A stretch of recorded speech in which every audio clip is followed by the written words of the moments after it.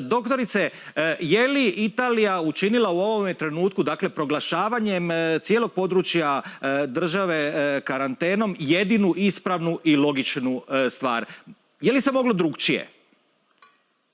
Uvijek se može drukčije i uvijek se može bolje.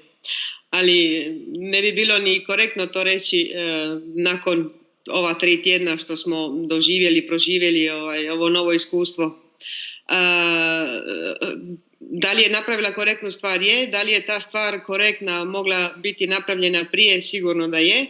Posebno kad su iz žarišta, da li je to bila Kina ili neka druga žarišta, kad su se vraćali Kinezi na sjever Italije, na zahtjev guvernera sa sjevera Italije, dragi Luca Zaia, koji se jako puno potrošio ove tjedne po cijelom Venetu, i guverner koji je dobio, nažalost, postao pozitivan na koronavirus, guverner pokrajine Lombardije, koji su insistirali sa vladom u Rimu da svi oni koji se vraćaju iz raznih žarišta da idu direktno u karantenu, da se izoliraju.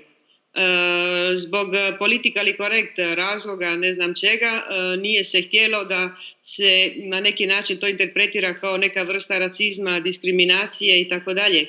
Dakle, ostavili smo širom otvorena vrata tih 20-ak dana, pokušavajući shvatiti što, kako, dok nisu došli naravno prvi smrtni slučajevi. Tada je nastala velika nesigurnost i što su počeli raditi, naravno brisevi svima, cijeloj populaciji, što je rezultiralo naravno sa jako visokim brojem pozitivnih pacijenata, pozitivnih ljudi.